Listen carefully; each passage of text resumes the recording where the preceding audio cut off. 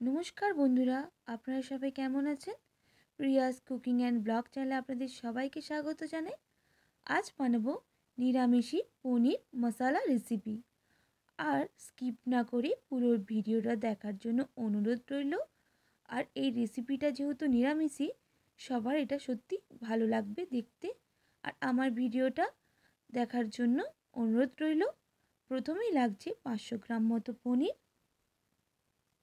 আমি পনিরটাকে ছুরির সাহায্যে একটা চৌকোভাবে কেটে নেব।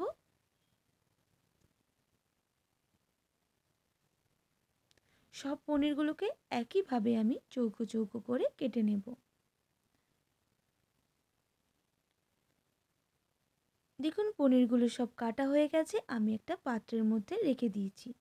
আর এদিকে লাগছে টমেটো কুচি, red bell pepper, yellow bell pepper, capsicum, আর লাগছে ঝালের জন্য কাঁচা লঙ্কা। আর এদিকে লাগছে পোস্ত, কাজু, আমি এটা বেটে নেব। আর লাগছে আমুলের বাটার, আপনারা চাইলে বাটারটা স্কিপ করে দিতে পারেন। এদিকে আমি পনিরটাকে একটু ম্যারিনেট করে নেব। তার জন্য লাগছে কর্নফ্লাওয়ার 2 টেবিল চামচের মতো, আর লাগছে লবণ স্বাদ মতো। আমি এরপর একটু পনিরগুলোকে মাখিয়ে নেব কর্নফ্লাওয়ারের সাথে। এরপর আমি নিয়ে নিচ্ছি একটা কড়া গরম হয়ে গেলে আমি এর মধ্যে দিয়ে দেব সাদা তেল।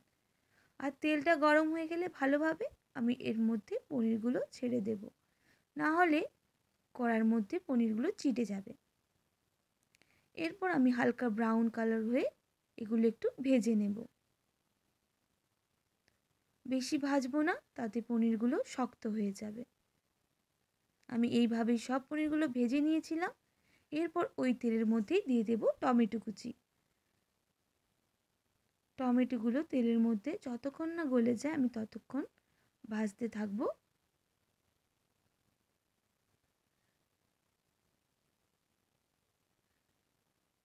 নাড়াচাড়া করে নিচ্ছি। এরপর এতে আমি দিয়ে দেব কাঁচা লঙ্কা কুচি।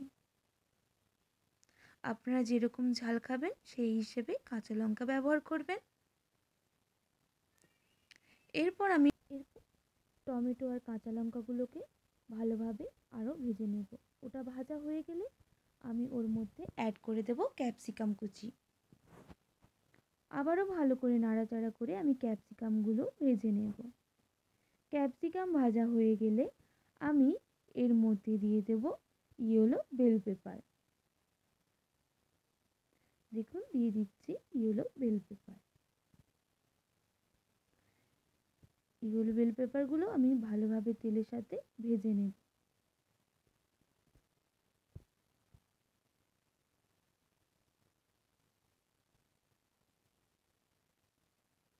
ক্যাপসিকাম আর ইয়েলো বেল পেপার ভাজা হয়ে গেলে আমি এর মধ্যে দিয়ে দেব রেড বেল পেপার। যেহেতু পনিরটা নিরামিষই বানাচ্ছি তার জন্য আমি ক্যাপসিকাম আর বেল পেপারগুলো ইউজ করছি। আপনারা চাইলে শুধু ক্যাপসিকাম দিয়েও বানাতে পারেন। এরপর আমি সবগুলো ভেজে নেব। এর মধ্যে দিয়ে দেব সামান্য লবণ, আর দিয়ে দেব অল্প হলুদ গুঁড়ো, আর দিয়ে দেব সামান্য লঙ্কা গুঁড়ো, আর এর মধ্যে দিয়ে দেব বেটে রাখা পোস্ত আর কাজু। আমি আবারও ভালো করে নাড়াচাড়া করে নেব।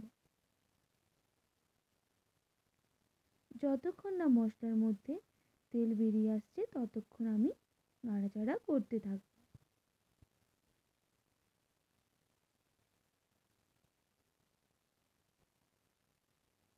দেখুন অল্প মশলা থেকে তেল ছাড়া শুরু করে দিয়েছে।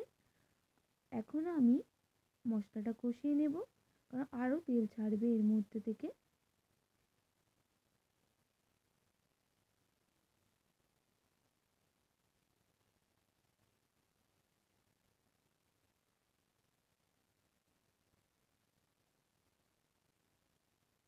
দেখুন পুরো মশলাটা এবার ভাজা হয়ে গেছে।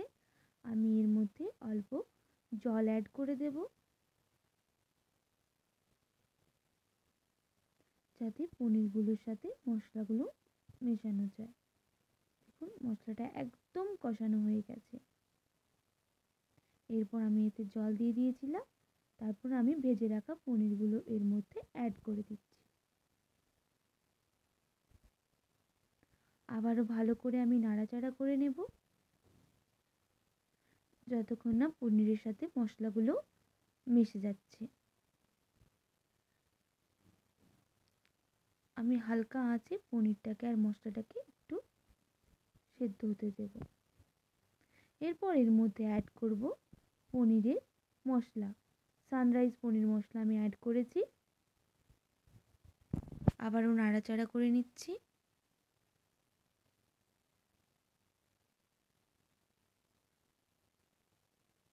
দেখুন একদম পনির মশলা রেডি হয়ে এসেছে। আমি এর মধ্যে অল্প বাটার দিয়ে দেব। আবারও একটু নাড়াচাড়া করে আমি নামিয়ে নেব। একটা পাত্রের মধ্যে নামিয়ে নিয়েছি। দেখুন পনির মশলা একদম রেডি। আর আমার ভিডিও যদি ভালো লেগে থাকে like, comment, share and subscribe করে দেবেন। ভালো থাকবেন, সুস্থ থাকবেন। ফিরে আসছি আবার। এখনের জন্য টাটা।